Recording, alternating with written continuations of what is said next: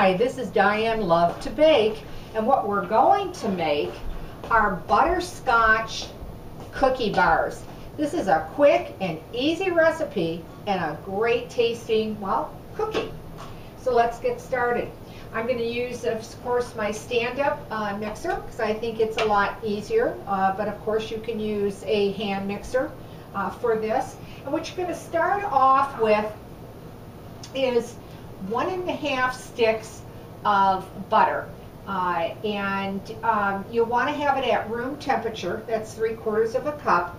And I like to, again, to cut it into small pieces because I think it creams up and breaks up a lot easier. And I'm going to put that, of course, as I did, into my mixing bowl and start to cream that butter. Now, as that's creaming and breaking up, we're going to be putting in brown sugar. And you're going to need 1 3/4 cups of brown sugar. So I'm going to bring my mixer on medium here. And I'm going to start putting in the brown sugar a little at a time.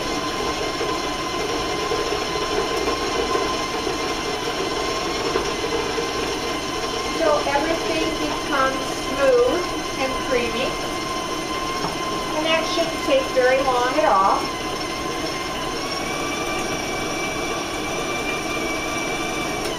Now you're also going to be needing eggs, and you'll need 3 eggs at room temperature. And I'm going to put 1 in at a time. And once that one is blended, then I'll add the second.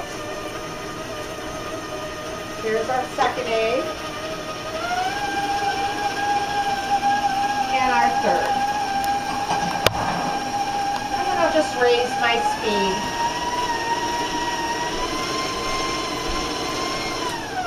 You're also going to need vanilla, so you're going to put 1 teaspoon of vanilla in there and beat that in till it's smooth.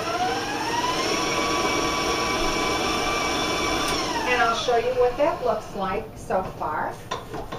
And this way I can get to the bottom of my mixing bowl here and clean the sides a little bit. And it'll look like that. Okay? And we'll beat it just for a little bit longer here. And then we're going to need, of course, our dry ingredients. So what you're going to need is 2 1/4 cups of all-purpose flour. You're also going to be putting in 2 1/2 teaspoons of baking powder in that. You're also going to be putting in 1/2 teaspoon of salt. And I'm just going to kind of stir that together here and mix it for the dry. And I'm going to start putting the dry, of course, into the wet slowly so that the flour doesn't go all over the kitchen. And you're really just waiting till everything combines well. You don't have to really, beat it for a long period of time or anything, just till you can visually see that it's well combined.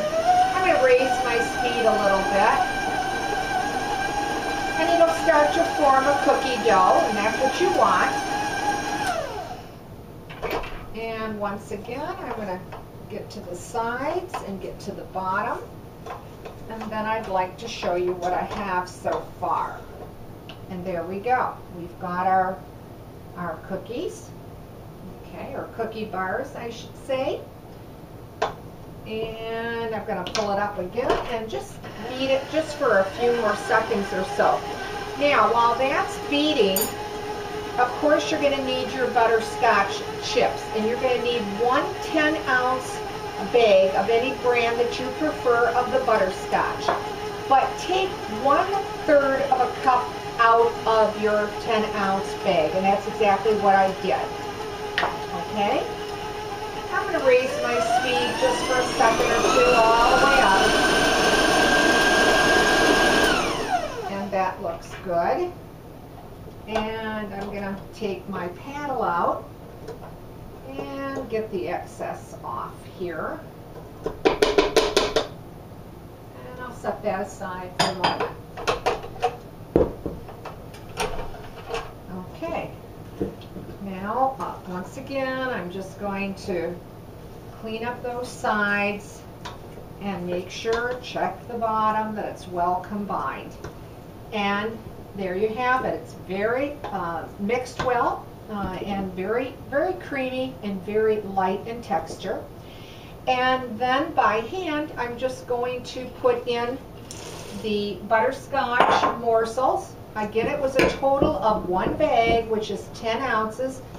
And then just go ahead and mix them in till they're well distributed and you believe they're quite evenly mixed in there. Okay? The next thing, of course, is you're going to need a pan. And the pan needs to be at least 15 by 10. And you'll want to lightly spray it with your oil spray or grease it however you prefer. And then we just want to take the cookies out of the mixing bowl, of course. And then with my spatula, it's a little bit stiff, but I'm going to, work it evenly through the pan, all the edges, try to even it out and make sure one spot isn't thicker than the other. And you're just going to have to pull and stretch it to do that. And let me get some more of that out of here. And now I'm going to grab a butter knife here and take the excess off my spatula. And you do want to get all that nice cookie dough out of your bowl. All right, and then I'm just going to finish off using the butter knife here just to smooth it and bring it into those edges and smooth it out as evenly as possible. Okay, there we go. And I'll show you here in a second what that looks like. Just like those edges to be filled all the way in there. Okay, and I'm just going to take that excess off. We don't want to waste any of our cookies here. And we'll set that aside. Now, with the remaining 1/3 of a cup, just put it in your hands and then just sprinkle over the top. Now, if you don't want to do this, of course, just put all the 10 ounces in the mixture. And what you're going to do is you're going to bake this at 350 degrees, and it's going to take you anywhere from 20 to 25 minutes. So do start checking your ovens. I check mine about 18 minutes or so, 19, because as we know, all ovens do set up differently. And I have some to show you once they're baked up. I just want to rinse my hands quickly here. And this is how they come out. They really are absolutely come out so pretty. What else you can do, which is optional, I like to sprinkle an additional 1/3 of a cup of chocolate chips over it. But again, that is optional. If you sprinkle your butterscotch, it's going to give you a real pretty presentation. But again, I like to go ahead and put an extra 1/3 of the chocolate chips on top. And that's why you can see my bars have the chocolate chips. But it's going to produce a beautiful, moist, very light cookie bar. You can cut them in whatever sizes that you prefer. But they make a really nice cookie with a cup of coffee or a cup of tea or that type of thing. So there you have it. We've got butterscotch bar cookies.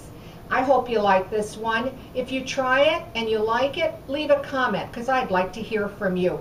And as always, thanks for watching and please subscribe.